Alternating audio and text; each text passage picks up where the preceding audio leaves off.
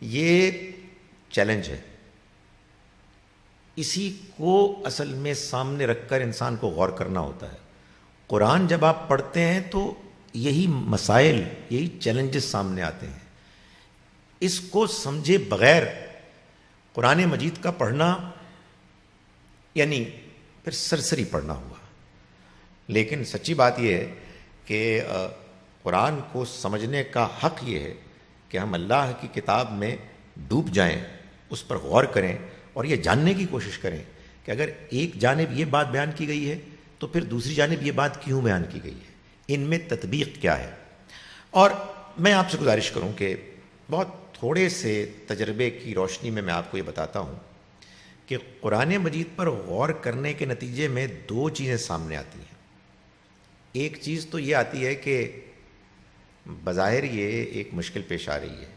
ایک جگہ یہ بات کہی گئی ہے، ایک جگہ یہ بات کہی گئی ہے، اور آدمی کہتا ہے کہ یہ کچھ تھوڑا سا تضاد سا لگ رہا ہے بظاہر. لیکن ایک اور جو انسان کو تجربہ ہوتا ہے وہ یہ ہے کہ اس ظاہری اپیرنٹ تضاد کے بعد جب انسان غور کرتا ہے تو محسوس کرتا ہے کہ بات سمجھ میں آ گئی، بات بالکل کنسسٹنٹ ہے، صرف ذرا غور کی ضرورت تھی. اور پھر وہ آدمی کو خیال آتا ہے کہ اللہ تعالیٰ فرماتے ہیں کہ تم قرآن پر غور کیوں نہیں کرتے؟ اگر یہ اللہ کے علاوہ کسی اور کی جانب سے ہوتا تو اس میں تم بہت تضاد پاتے. ایسا کیوں ہوا؟ ایسا اس لیے ہوا کہ خدا تعالیٰ چاہتے ہیں ہم سے کہ ہم غور کریں. اب چاہتے ہیں کہ ہم قرآن مجید کے مفہوم کو سمجھیں، اس میں ڈوبیں، اور یہ چیلنج ہمیں درپیش ہو کہ ہم غور و فکر کریں. دین میں جذباتی ہونا، دین کے بارے میں اپنی رائے پر اصرار کرنا اور دوسروں کو یہ کہنا کہ آپ میری بات لازماً مانیں، یہ ظاہر ہے کہ ایسا ایٹیچوڈ ہے کہ جو پیدا نہیں ہو سکتا اگر آپ غور کر رہے ہیں. اس لیے کہ ظاہر ہے کہ آپ جانتے ہیں کہ اختلاف بھی ہو سکتا ہے، مختلف لوگ مختلف چیزوں پر ایمفسائز کرتے ہیں، اور آپ کو ہر حال میں یہ کوشش کرنی ہے کہ آپ پر حق واضح ہو اور یہ آپ جانیں کہ مختلف آیات کا حقیقت میں مفہوم کیا ہے. اب میں آپ کے سامنے جو آیات میں نے پیش کی ہیں ان کا وہ حل بیان کر رہا ہوں جو مجھ کو سمجھ میں آیا ہے. آپ اس سے اختلاف کر سکتے ہیں کیونکہ قرآن کی بات تو اتنی ہے جو آپ کے سامنے آ گئی، لیکن اس کے علاوہ وہ چیلنج ہے کہ جس میں آپ کو مختلف آیات کے درمیان تطبیق پیدا کرنی ہے، یعنی ان کو آپس میں کنسسٹنٹ کرنا ہے. جو بات سمجھ میں آتی ہے وہ یہ ہے کہ اللہ تعالیٰ نے یہ طے کیا ہوا ہے کہ یہ دنیا کا امتحان جو ہر انسان کا امتحان ہے، میرا بھی ہے، آپ کا بھی ہے، مسلمانوں کا ہے، غیر مسلموں کا ہے، سب کا ہے. خدا تعالیٰ ہر ایک کے ساتھ انصاف کرے گا. کسی کو اپنے پیدائش کی وجہ سے نہ کوئی ایڈوانٹیج حاصل ہوگی نہ کوئی ڈس ایڈوانٹیج حاصل ہوگی. ہر ایک کو اللہ تعالیٰ اس کے اپنے ماحول، اس کے اپنے حالات کے مطابق پرکھے گا اور دیکھے گا کہ اس کی کیا پرفارمنس ہے، اور اس کی بنیاد پر وہ فیصلہ فرمائے گا. چنانچہ اللہ تعالیٰ نے یہ طے کر لیا ہے کہ جو آدمی کامیاب ہوگا اپنے میرٹ کی بنیاد پر وہ کامیاب ہوگا، اور جو آدمی ناکام ہوگا اپنی پور پرفارمنس کی بنیاد پر وہ ناکام ہوگا. یہی اصول ہے، یہی اصول ہے کہ جو ان 3 آیات میں بیان کیا گیا ہے کہ جو سورہ بقرہ کی ہے. تاہم خدا تعالیٰ رحمان و رحیم بھی ہے. اس کے ہاں ایک تو منیمم پاسنگ گریڈ ہے، اور پھر اس سے بھی اس نے ذرا نیچے کر دیا ہے گریس مارکس کے لیے. ہمارے زمانے میں 40% پاس مارکس ہوتے تھے اور 33% سے گریس مارکس شروع ہو جاتے تھے. تو اللہ تعالیٰ نے یہ طے کیا ہے کہ کچھ لوگ تو جو 40% سے اوپر ہوں گے مثال کے طور پر وہ تو ہو جائیں گے کامیاب، اور ان کو کامیابی میں کوئی رکاوٹ نہیں ہوگی. اور جو میں مثال سے سمجھا رہا ہوں 33 سے کم ہوں گے ان کا کچھ نہیں ہو سکتا. لیکن بہرحال ایک 33% بھی تو ہوتا ہے، کچھ گریس مارکس بھی ہوتے ہیں. تو اللہ تعالیٰ کے ہاں یہ وہ چیز طے ہے، اور اس میں وہ یہ کریں گے کہ بعض لوگوں کو اجازت دیں گے کہ آپ فرمائیے اور ان کے لیے فرمائیے. وہ ان کے لیے کہیں گے اور جب وہ کہیں گے تو ان کی اکرام، ان کی تمام دنیا کے انسانوں کے سامنے عزت افزائی کے لیے اللہ تعالیٰ ان کی بات مان لیں گے. وہ بات مان لیں گے کہ جو خدا کے ہاں پہلے سے طے ہے کہ اس کو مانا جائے. وہ نہ کوئی غلط بات کریں گے، اس کا کوئی امکان ہی نہیں ہے. وہ تو خدا سے کہیں گے کہ اے خدایا تو اگر گنجائش ہے تو ان کو تو پاس کر دے، اور اللہ تعالیٰ چونکہ اس کی رحمت میں اس کی گنجائش ہوگی تو اس کو پاس کر دیں گے. اس انڈرسٹینڈنگ کے نتیجے میں نہ پہلی 3 آیات کی نفی ہوتی ہے، اس لیے کہ اس میں کیٹیگوریکل نگیشن ہے کہ کوئی سفارش نہیں ہوگی. یعنی وہ سفارش کہ جو فیل ہونے والے کینڈیڈیٹ کو پاس کر دے، جو کسی فراڈ کو، جس نے کہ دین کو ٹھکرایا یا اپنی زندگی میں اس نے کرمنل رویہ اختیار کیا. لیکن جو دوسرا معاملہ ہے کہ خدا تعالیٰ جو میرٹ طے کرے گا اس میں بہرحال اس چیز کی گنجائش ہوگی کہ کچھ لوگ کہ جنہوں نے سٹرگل کیا، جنہوں نے سٹرائیو کیا، وہ اگر اپنے اندر کچھ امکان رکھتے ہیں تو ان کو اس امکان کے مطابق فائدہ پہنچے. چنانچہ آپ یہ دیکھیے کہ اس میں قرآن مجید کی ایک آیت ہے، غالباً 2 آیات ہیں لیکن ایک ذہن میں آ رہی ہے، کہ اللہ تعالیٰ ان اہل کتاب کے علماء کے بارے میں یہ فرما رہے ہیں کہ جنہوں نے نبی صلی اللہ علیہ وسلم کی نبوت اور رسالت کی حقیقت کو جاننے کے باوجود اس کو چھپایا اور آپ کا انکار کیا. تو اللہ تعالیٰ یہ فرماتے ہیں کہ اللہ تعالیٰ ان کو لا ینظر الیہم یوم القیامہ، ان کی طرف نظر اٹھا کے بھی نہیں دیکھے گا، ولا یزکیہم، اور نہ ان کا تزکیہ کرے گا، نہ ان کو پاک کرے گا. یعنی معلوم یہ ہوا کہ بعض لوگوں کو قیامت کے دن بھی پاک کیا جائے گا اور اس کا ایک پروسیس ہوگا، لیکن بعض لوگ وہاں بھی اس سے محروم ہو جائیں گے. سو ایک پروسیس ہے کہ جو خدا تعالیٰ کے ہاں طے ہے، اور اس میں اس کی شفاعت، اس کی سفارش کے بارے میں اس نے جو بات بیان کی ہے اس میں یہی بات ہے کہ جو سمجھ میں آتی ہے. اس میں صرف میں ایک آیہ مبارکہ اور بیان کرنا چاہتا ہوں، جس کے بعد میں چند احادیث کا بھی تذکرہ کروں گا. اگر آپ کو قیامت کے وہ احوال جاننے ہوں کہ جس میں اللہ تعالیٰ کچھ اپنی پالیسیز کو، اپنے اصولوں کو بیان کرتا ہے، تو آپ کو قیامت کا وہ منظر دیکھنا چاہیے قرآن میں کہ جو اسی دنیا میں دکھایا گیا. اس دنیا میں اللہ تعالیٰ نے قیامت صغریٰ کئی مرتبہ برپا کی ہے، چھوٹی قیامت کا اس نے اہتمام کیا ہے. جب جب اللہ کے رسول اس دنیا میں آئے ہیں تب تب چھوٹی قیامت برپا ہوئی ہے. کیا مطلب؟ یعنی وہ آئے ہیں، انہوں نے کہا ہے کہ دیکھو ہم اللہ کی طرف سے آئے ہیں، ایک عدالت بن کے آئے ہیں، تم نے اگر ہماری بات مان لی تو تم کامیاب ہوگے، اور اگر تم نے ہمارا انکار کر دیا تو اسی دنیا میں تم پر عذاب آئے گا. یہی قیامت میں ہوگا نا، لوگوں کے رویے کے مطابق ان سے ڈیل کیا جائے گا. چنانچہ رسولوں کے آنے کے بعد بالکل چھٹ کر الگ الگ ہو جاتے ہیں لوگ، وہ کہ جو اچھے ہوتے ہیں، نیک ہوتے ہیں، دیانتدار ہوتے ہیں، وہ ایمان لے آتے ہیں، اور وہ کہ جو کردار میں برے ہوتے ہیں وہ ایمان سے محروم ہو جاتے ہیں. یہ اللہ کے پیغمبروں بالخصوص رسولوں کے زمانے میں لازماً ہو جاتا ہے، اور زمانوں میں کوئی ضروری نہیں.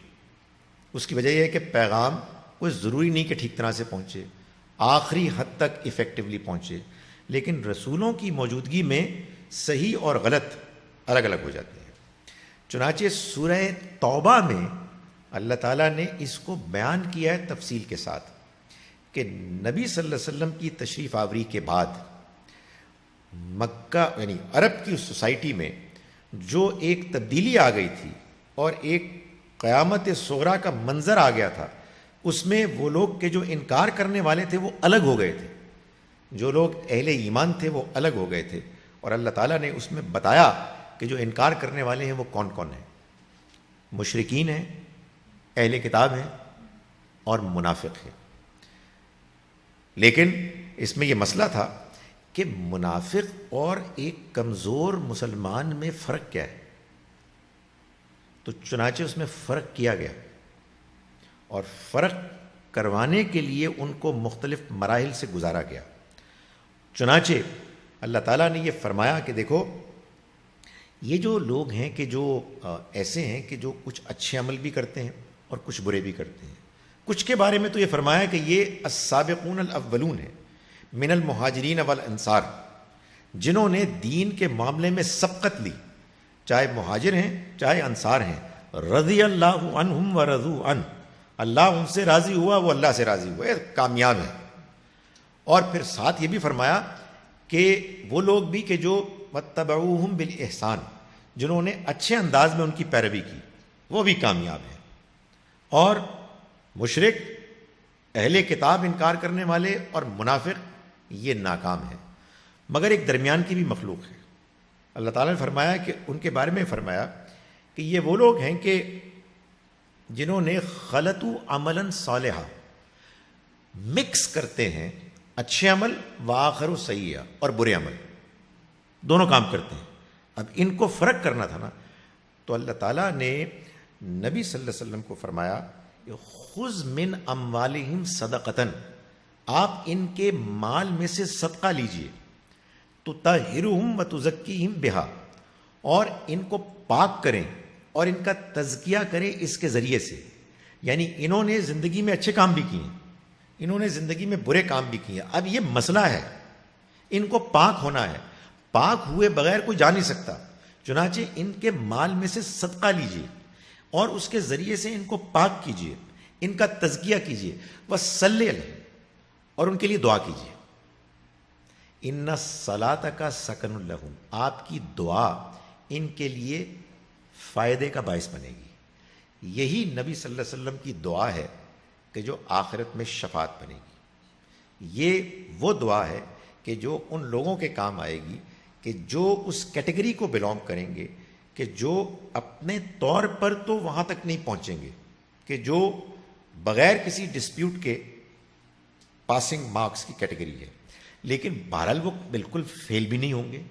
اور وہ کیٹیگری ہوگی کہ جس میں اس کی گنجائش ہوگی، لیکن بہرحال اس گنجائش کے لیے کچھ کرنا پڑے گا. کچھ معلوم ہوتا ہے کہ کبھی کچھ سزا ہوگی، کچھ پاپڑ بیلنے پڑیں گے، کچھ، کیونکہ ایک وہ بھی تو 3 لوگ تھے نا کہ جن کو دکھا دیا گیا کہ جو پیچھے رہ گئے تو ان کو پہلے سزا ملی، ان کا ٹوٹل کمپلیٹ بوائک آؤٹ کر دیا گیا. وہ اسی لیے کہ یہ دکھایا جائے دنیا میں کہ ایسے ہی نہیں، یعنی ساتھ ہونے کی وجہ سے آپ کامیاب نہیں ہوگی. یہ پیغمبر صلی اللہ علیہ وسلم کے ساتھی تھے، لیکن کمزوری دکھائی تو ان کو اس کمزوری کا نتیجہ بھگتنا پڑا اور پھر کہیں جا کے وہ کامیاب ہوئے. نبی صلی اللہ علیہ وسلم نے جو کچھ بیان فرمایا، جیسے کہ میں نے گزارش کی، ظاہر ہے کہ وہ اس سے کوئی مختلف نہیں ہو سکتا. اگر کہیں مختلف نظر آتا ہے تو پھر اس کو قرآن کی روشنی ہی میں سمجھنا چاہیے. آپ نے جو کچھ فرمایا اس میں سے چند باتیں میں اختصار کے ساتھ آپ کے سامنے بیان کر دیتا ہوں. یہ تمام روایات جو ہے میں بخاری کی بیان کر رہا ہوں، صحیح بخاری کی. ایک روایت میں آتا ہے کہ نبی صلی اللہ علیہ وسلم نے فرمایا کہ قیامت کے روز میں اپنے امتیوں کو حوض کوثر سے پانی پلاؤں گا، تو لوگ میرے قریب آئیں گے، میں ان کو ان کے جسم کے ان اعضاء کے چمکنے سے کہ جو وہ وضو میں دھوتے ہیں میں پہچان لوں گا. وہ آتے رہیں گے، میں ان کو پلاتا رہوں گا تا وقتے کہ کچھ لوگ آئیں گے جن کو فرشتے روک دیں گے. میں فرشتوں سے کہوں گا کہ یہ تو میرے امتی ہیں. وہ کہیں گے جی کہ نہیں، آپ کو نہیں معلوم کہ یہ آپ کے بعد بدل گئے تھے. تو آپ فرمائیں گے کہ پھر میں یہ کہوں گا کہ پھر فسوقن فسوقن، پھر لے جاؤ ان کو، پھر لے جاؤ، یعنی میں کچھ نہیں کر سکتا. ایک اور روایت میں آپ نے فرمایا کہ مجھے اللہ تعالیٰ موقع دے گا اور میں بعض امتیوں کے لیے میں شفاعت کروں گا اور وہ جنت میں جائیں گے. میں اوروں کے لیے آؤں گا، وہ جائیں گے. 2 3 4 مرتبہ کے بعد آپ نے فرمایا کہ پھر میں آؤں گا، تو پھر اس کے بعد ممکن نہیں ہوگا، اس لیے کہ قرآن مجھے روک لے گا. ان کو قرآن نے روک لیا ہے.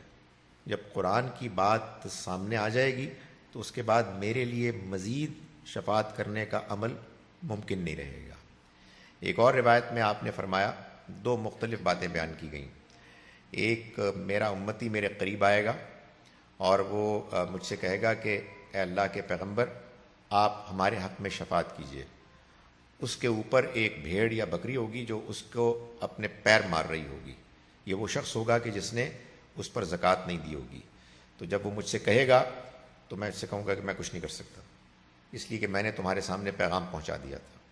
ایک اور روایت میں اسی طرح سے اونٹ کا ذکر ہے کہ وہ مار رہا ہوگا اس کو اور اس نے اس پہ زکوٰۃ نہیں دی ہوگی، تو وہ مجھ سے کہے گا کہ میرے لیے کچھ کیجئے، تو میں اس کو کہوں گا کہ میں کچھ نہیں کر سکتا، اس لیے کہ میں نے تم کو بات پہنچا دی تھی۔ احادیث میں جو باتیں بیان ہوئی ہیں ان کو جب قرآن مجید کی روشنی سے دیکھا جاتا ہے تو وہی بات سامنے آتی ہے کہ جو قرآن واضح انداز میں بتا رہا ہے کہ اصل میں کوئی سفارش نہیں، اصل میں اس دنیا میں جو آپ کی پرفارمنس ہے وہی کام آئے گی۔ لیکن مزید قرآن کی تفصیلات کے بیان سے معلوم ہوتا ہے کہ اگر کہیں شفاعت کا ذکر ہے تو یہ وہ ہے کہ جو خدا کے قانون ہی کے مطابق میرٹ کی بنیاد پر ہوگی، ان لوگوں کے لیے کہ جن کی پرفارمنس ذرا کم ہوگی اور اللہ کی رحمت کے مطابق وہ اس تھریش ہولڈ سے بہرحال اوپر ہوں گے کہ جو اس نے اپنی رحمت سے طے کیا ہوگا۔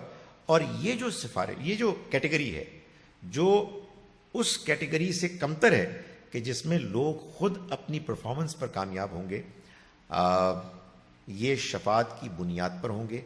اللہ طے کرے گا کہ کون بات کرے گا، اللہ ہی طے کرے گا کہ وہ جو بات کرے گا وہ کیا ہوگی، اور وہی طے کرے گا کہ کن کے حق میں ہوگی۔